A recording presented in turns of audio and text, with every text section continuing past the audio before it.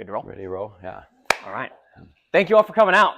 We were hoping for a good turnout for this. We are extremely passionate about health in general, passionate about this community in general, and these are just things that we hope that like every person who walks through our doors knows. So it means a lot that you guys wanted to come hear us talk about them. So appreciate you being here. Yeah, Any so much. It's just fun to see the turnout, you guys there, knowing you guys want to be better than where you are currently. Is there other boxes, other things that I can do to just up my game a little bit? And that drives us and makes us want to do more, wants us to be better, and wants to make this community better. So appreciate you guys for doing that, and looking forward to this. We've been wanting to do this for more than a year, and it's just been trying to figure out the timing and making everything work. So excited to have at it. You guys are all kicking butt in the gym, and we try to help as much as possible with outside the gym stuff, but sometimes it's kind of in bits and pieces depending on our situation. So it's just nice to be able to do one long, like, here's a good full picture of what we're talking about. So yeah, and just think big rocks. Like, what are those 3 or 4 things that matter the most? Sometimes we get into the weeds, we talk about this other stuff, and it's like, you know what, that doesn't matter if you don't check these boxes first. So that's our goal today, is to hit those big rocks. Q&A stuff, we'll have time at the end. We might get into some of those weeds, but if these aren't there, most of the time we'll say, refer back, do this first, then let's talk. Yeah. So if you leave here with nutrition simplified in your mind, that's a successful talk. If you leave here and you're like, I have more questions than when I started, we screwed up, and we'll do this again better. Yeah. But that's not going to happen. All right. So objective for today: give you the nutritional tools to be healthy and happy. And that's a very vague goal, right? But that's okay, because you're all unique individuals with different ideas of what healthy and happy mean, and that's totally okay, right? More specifically, we're going to cover the important nutritional concepts that apply to everybody. So whether you're 25, 85, whether you have X goal or Y goal, like, these things matter for everybody, right? And then we're going to focus on various methods at your disposal to meet those concepts. That's one kind of distinction we're super passionate about when it comes to education. A lot of social media stuff will be like, hey, I'm doing this thing exactly, just do this and you'll be blah, blah, blah, blah, blah, whatever. You know, or a lot of you probably came in and were like, Peter's going to tell me to eat sardines in the morning. Mm-hmm. No. Or shave your head. Yeah. I don't know. Yeah. Maybe that too. I got this guy. Yeah. We'll get you all slowly. So Peter's sardines in the morning, that's a method, right? Yes. It's not a mandatory concept. It's a method that works for him. If it works for you, great, but we're going to make that distinction, okay? So how do we know what science to be basing these key concepts on, right? Are these just Peter and Kyle's favorite 3 things about nutrition? No, right? We're getting these from somewhere. We're looking at research with a lot of quantity behind it, right? So there's a large amount of studies that support these concepts, right? We can feel more confident about them because of that. There's quality research behind these things, right? The gold standard is a randomized controlled trial, which would be 2 different groups. They both think they're getting the experiment done on them, but one's a placebo, and you're kind of studying that variable. Or things like reviews or meta-analyses, where they're looking at multiple studies to draw stronger conclusions, right? These things are hard to do in humans because humans are complex and they don't really like their nutrition being tightly controlled for very long. So a lot of nutrition studies are of lower quality just to be more convenient to do. And that can run into some issues that we'll talk about with a couple examples later, right? So quantity, quality, scope, things that we've been studied for a long period of time, right? These aren't new fads in the last 2 years. Consistency, many studies coming to the same conclusions, right? So there's not a lot of data that supports what we're saying, and also a whole lot of data over here that we're ignoring, right? All the data supports these results. And universality, many different settings, same results. Again, different ages, different demographics, different parts of the world, these things still matter, right? Mm-hmm. Anything else? Nope. Let's go. Yeah. All right, so drum roll, what are those concepts that matter? Number 1, eat sufficient protein. That's gonna be the first one we're gonna dive into, right? Eat sufficient protein. Why? Why do I care about this, right? You need it to build muscle and a host of other functions in your body that other nutrients cannot replace, right? So this is like a non-negotiable nutrient, to use our title for the presentation, right? Why do you want muscle? Strength, injury prevention, body composition, metabolic health. No matter what level you're trying to build muscle at, whether you're trying to do, just enough to be thriving when you're 90 or be crazy super jacked, right? At some point, we all want muscle. No one who is 90 years old ever wishes they had less muscle, right? Muscle mass is more highly correlated with longevity than BMI. Yeah, and this is something to me that is just huge. I want you guys to really soak this in. So much of what's out there is all about getting less fat. I think one of our biggest issues in this world is we're under muscled. So many people can't do some of the daily functions. You just think if anybody has that age and you watch what happens, watch the things that they can no longer do that they wish they could. So anything we can do, especially in this younger age, to be able to maximize that strength, maximize that muscle mass, is going to help tremendously down the road. Or if we get hit by a car, if we get in, going through cancer, going through something, and we lose 50% of our muscle mass, if we didn't have much to begin with, we're screwed, we're done. So being able to be less frail. Yeah, BMI is basically just an easy data point to collect. Your weight, your height, they check those things and go to the doctor's office. They can make large conclusions about people based on those two things, but at an individual level, it's not a very helpful piece of information, right? So focus on muscle mass, let's prioritize that. Other reasons to prioritize protein. Your body can't store it as well. We have a large capacity for fat storage as humans. We have capacity for glycogen storage, that's our carbohydrate storage in our liver and our muscles. We can't store protein as well, so we need it frequently. It's more satiating than other macronutrients per gram of that macronutrient. So if you're trying to eat less, which in our society, that's typically what people are trying to do, this is more satiating. More protein might help you eat less overall. It's comprised of 20 amino acids. That's the building blocks of protein. 9 of them are essential. They cannot be synthesized by your body if they are not consumed. Right? So again, just a vital nutrient. Cool. So you're bought in, you're fired up for protein. How much? Right? The RDA, the recommended daily allowance for protein, is 0.4 grams per pound of body weight, is to survive, not thrive. The opposite of what we want. You're just getting by, right? That number comes from basically meeting what you need to do to not be in a negative nitrogen balance, where your body is not bringing enough protein to even replace what's being recycled by your cells on a daily basis. In order to thrive, in order to be the one who's 90 and still kicking butt, okay, research shows that you want to be much higher, about 0.7 to 1 gram per pound of body weight per day. Okay? If you are not intentional about doing this, it is very unlikely you are doing it. I'm going to say that again. That's my favorite way to talk about protein with people. It's very rare that I do a nutrition consult with somebody. They didn't know protein was important. They haven't been thinking about it, and they're already, oh, happy accident. You're already doing this. It's almost never, right? If you're not trying to do this, you're probably not. Mm-hmm. Sink that one in again. Yeah. Don't worry about going beyond this range, and I mean that in two different ways. Number one, it's not problematic. Kidney function is one thing that used to be a fear with higher protein diets, but better research has been done since then that shows that there's not a difference in kidney function between high and low protein diets. A lot of other studies that kind of demonize or make you afraid of having high protein are usually observational studies, so some of the lower quality research that we talked about earlier.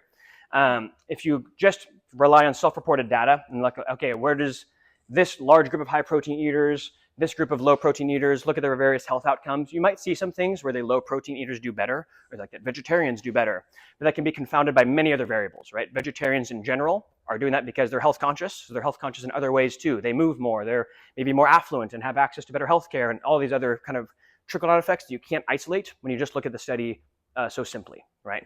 When you simply control for fiber intake, so now you're looking at people who have a lot of protein and a lot of fiber, so those people also now are probably, again, still other variables, but just that one variable alone being controlled for, people who are eating a lot of protein and plants are thriving just as much as any other group, whereas people who eat a lot of protein without a lot of fiber aren't thriving as much, because that's probably more like your fast food population compared to the chicken and broccoli at night population, right? So simple things like that pop up in nutrition studies all the time. That's just one example for you right there. If you're looking at observational studies, things can get a little confusing. And a lot of us we're like, yeah, we know that. If I showed you 2 pictures, here's fast food, Wendy's, here's broccoli, salmon, whatever, and you're like, which one's better? Fast food? No, we pretty much all know it's kind of ingrained in us. So it's just nice to have some stuff kind of back it up, and just again understanding where this research is coming from and the why behind it.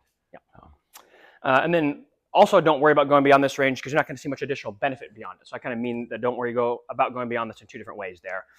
Going far beyond this range, if you're trying to, can I have 2 grams per pound of body weight per day? One, that'd be super hard to do. It's hard to go beyond the 1, but also there's not much additional benefit. So you probably would be better off putting that percentage of your diet towards other nutrients that we'll get into in a second. All good? Okay, so you got the why, you got how much. Now let's talk about methods, right? So that's our concept. Eat protein. We want you all to eat protein. Now methods, that's where you have some free will, some individual choice, right? We'd recommend that you track this at least initially, right? You don't know how much more you need to add if you don't really know what you're doing now. In one of 2 ways, either in grams, you could just spend, maybe not forever, but 3 days. Okay, I had this meal and there was this many grams in this and this many grams in this and blah, blah, blah. Wait, where do I end up, right? You can also track that in palms of protein. Precision Nutrition, where Peter and I are both certified through, just a worldwide nutrition organization, likes hand portions for a lot of their stuff to simplify portion control. The protein is the palm. So about a palm of meat is about 3 to 4 ounces of meat. That's about 25 grams of protein, right? Other things that could count for a palm are anything that's about that much protein. It's like a scoop of protein powder is pretty typically about that range. A cup of low-fat Greek yogurt or cottage cheese, about that range. Like 4 eggs is about that range. Okay, like all those can count as a palm. You can calculate how many palms you need to be in this 0.7 to 1 gram per pound range, and then plan how you will fit that into your day, right? What sources do you like and when? This is where you can differ from Peter and don't have to have sardines in the morning. That's what he likes. Good for Peter, right? You do your own thing. Plan how that'll fit into your day. On the little worksheet, don't fill it out right now. That's for you later. But you can see we made a little simple table for you where you can fill in, okay, sources and amounts. I'm going to have a cup of Greek yogurt in the morning. I'm going to have a protein shake as my mid-morning snack. I'm going to have chicken on my salad at lunch, and I'm going to have 2 palms of whatever I feel like at dinner, whatever, etc. Right? Design your own day. Some common questions that come up. I'm vegetarian or vegan. What do I do? Right? You still need your protein. If you have whatever reason to be vegetarian or vegan, whether it's environmental or just a personal choice or whatever the case may be, you still need the protein. It's going to be extra hard for you because you're taking a lot of lean protein sources off the table. Still, that's okay, right? But you might need to look into protein supplementation, maybe leaner, plant-based alternatives like tofu or tempeh or things like that. And if anything, you even want to be on the higher end of this range because you are going to absorb that protein a little less effectively than you would from an animal source. Again, doesn't mean you can't do it. You just need to be extra intentional about it, right? Anything on that? Oh, cool. good. And then people always ask, are some sources of protein better than others? Well, when you're talking about your lean protein sources where the nutrient is predominantly protein, the food is predominantly protein that you're taking in, just recommend a varied source, right? So someone earlier was joking about, man, 4 eggs is 1 palm. I gotta have 32 eggs in a day. I probably wouldn't recommend that for any of those protein sources, right? Like have a varied amount or varied sources to get to your protein goal. But don't worry about splitting hairs between whether the chicken's better than the fish is better than the turkey. It's just eat your protein, right? Big rocks, not those little rocks. Yep. Stay out of the weeds until you do the big rocks. But that being said, we generally want to be closer towards the whole food end of the spectrum, which is also going to bleed well into what we're talking about next. So if we're talking about the chicken breast versus the hot dog, okay, well now there's a greater difference, right? Because that's just it's processed, all the stuff that didn't really count as meat the first time around, and they're just throwing it in this little tube and giving it to you. And if you look at the nutrient breakdown of that, there's not a whole lot of protein in that, even though it looks like meat, right? So again, doesn't mean you can't ever have a hot dog either, right? It's just generally try to stay towards that whole food end of the side, whole food side of the spectrum. Okay. So again, that feeds well into our next major concept. Concept number 1, eat sufficient protein. Concept 2, quality whole foods, right? Quality whole foods. Why, or no, first, what? What are we even talking about when we say quality whole foods? We're talking about veggies. We're talking about high fiber, slow digesting carbohydrate sources. We're talking like fruit, legumes, potatoes, etc.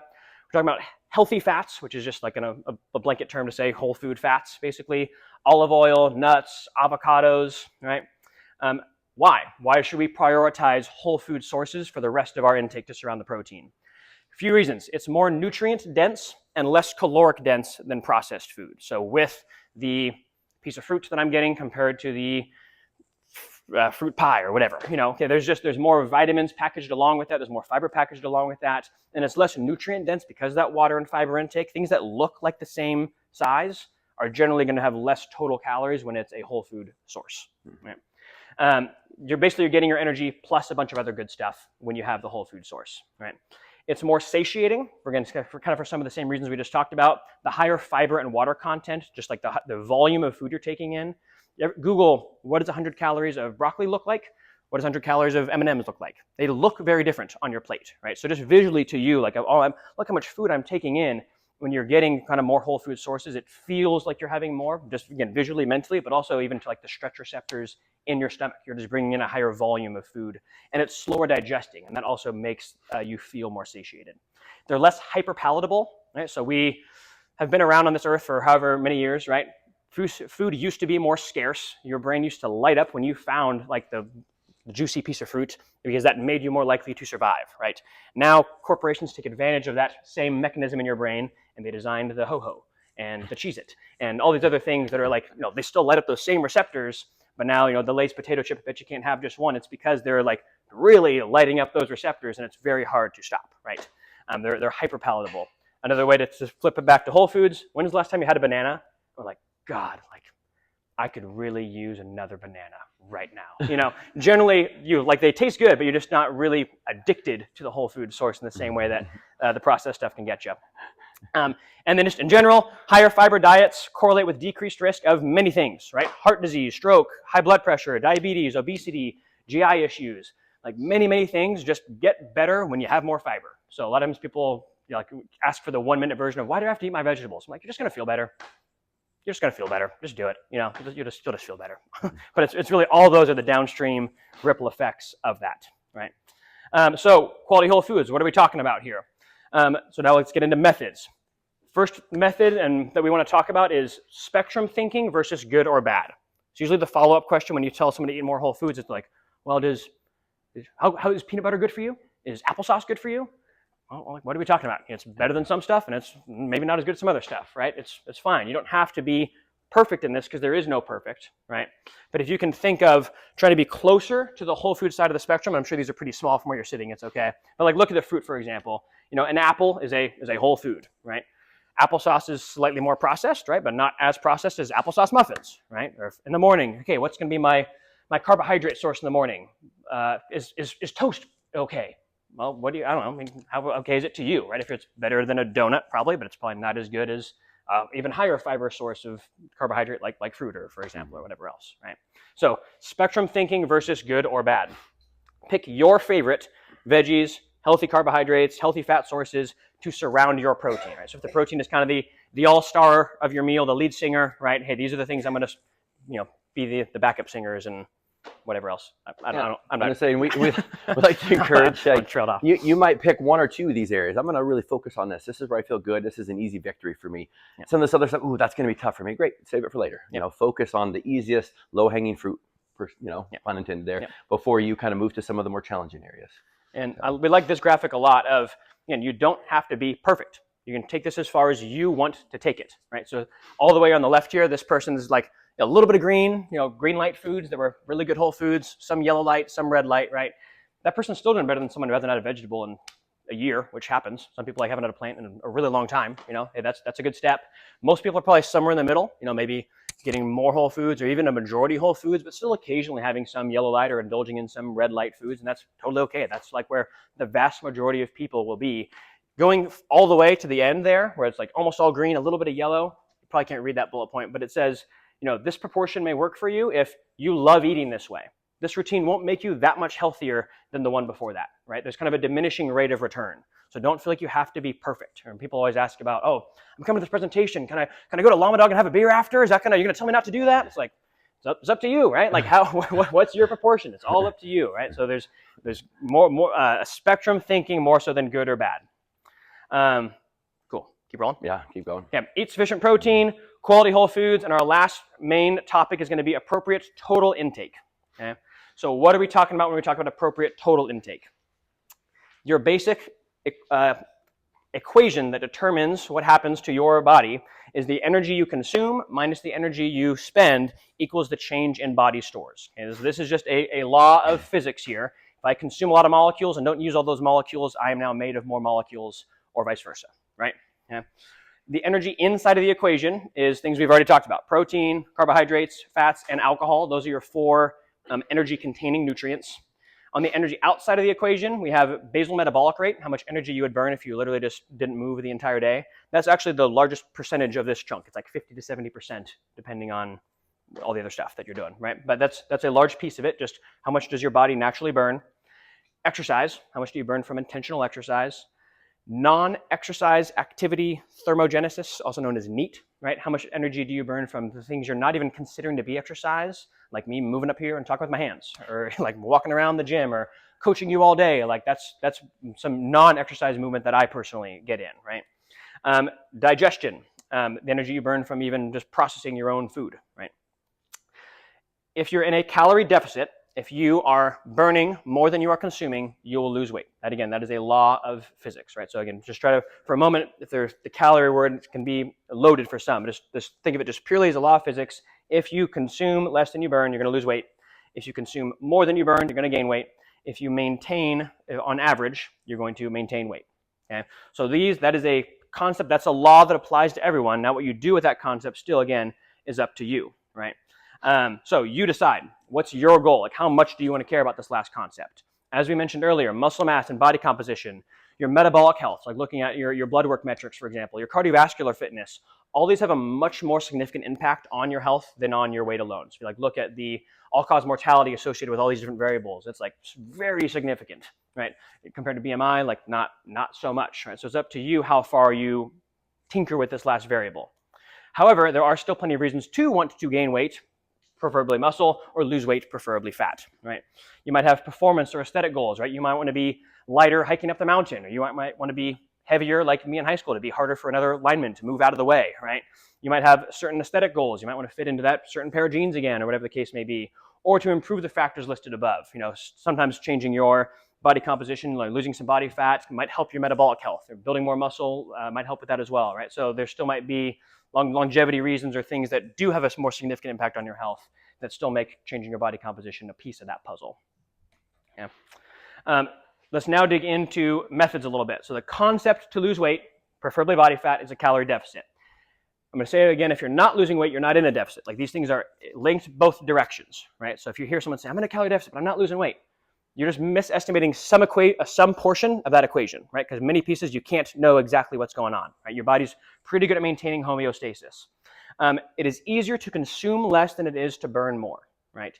I thought about asking for a volunteer to do like 5 minutes on the echo in the back while we talk about this, but the point is, can it work? For sure, you can burn a bunch of calories, but generally speaking, that's hard to do sustainably for a long period of time because your body might expend less energy elsewhere. Mm-hmm. As you get lighter, your basal metabolic rate decreases, so now you would need to increase your expenditure even more to do so. And just put simply, like it's easier to not eat the donut than to burn the donut off. Like which one takes less energy? Just not doing either thing or doing one thing and doing all the work to burn it off, right? So if someone's looking to get into a calorie deficit, it's always going to be easier to tackle the nutrition side of the equation. If you were doing this, aiming for like a 300 to 500 average daily calorie deficit is a good place to start, right? This doesn't mean you have to track that exactly. We'll talk about some methods right now, right? So methods, remove like 2 to 4 total handfuls of carbohydrate. That's going to be your carbohydrate portion. So a handful of carbohydrate would be like a large piece of fruit, or a handful of rice or pasta or beans, or a handful of potatoes, or like a piece of toast, or things like about that handful size in the carbohydrate category. Or thumbs of fat. Fat is more calorie dense than carbohydrate. It's 9 calories per gram as opposed to 4.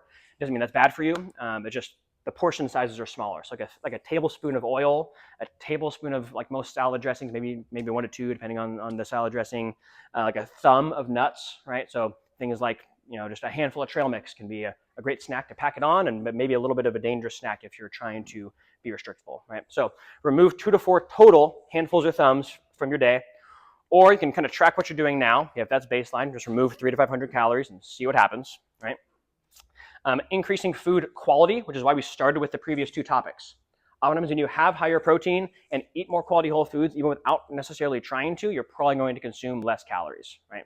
And again, because it looks like it's more on your plate, you're just eating less hyper calorie dense stuff. Or a favorite simple one, what our precision nutrition automated coaching program starts with: eat slowly, eat mindfully, eat to 80% full. Even something as simple as that can have huge dividends for people for many, many reasons. But one is you're just going to give your body time for the satiety signals to be sent to your brain, and you're naturally going to consume less when doing it that way. It also makes it much easier to pay attention to what you're eating and all these other things if you just slow down and pay attention. If you're shoveling your lunch in 2 minutes, you're probably not thinking that much about what you put in the lunch in the first place. Yeah, I like to joke around, I have a Dorito. I'm going to eat it slowly, mindfully, and it's like after 10 seconds, it tastes disgusting, which is why you put another one and then another one in. But if you eat it slowly, it's kind of disgusting. Yep. Just a lot of things I don't want to taste. You just have you have time, even if you do want to indulge in the Dorito, you have time to like really savor the Dorito. Like eat your food like it's wine tasting, right? Like when you are going for the yellow and red light foods, like enjoy them, drag out that process so you don't kill the whole bag, right? Now to flip that on its head, so you wanted to gain weight. Again, so the concept is a calorie surplus. We need to consume more than we are burning. We're just going to flip all that. If you're not gaining weight, you're not in a surplus. No matter how much you think you're eating, you need to eat more if you're not gaining weight, right? Aiming for a 300 to 500 calorie surplus would be a good place to start. The methods, again, are pretty much the opposite. add 2 to 4 handfuls of carbohydrate or thumbs of fat to your day. The golfer I was just coaching, he's having trail mix at lunch, and he's having extra rice put on his Chipotle bowls and extra serving of rice at dinner. Like he's adding these things to his day. Track what you are doing now, and if that is baseline, you could add 300 to 500 calories and see what happens. So basically, this is the same exact thing. It's just one is using the hand portions, one is using like a more calorie tracking app. If that speaks to you, you still want to prioritize quality whole foods, as we said earlier.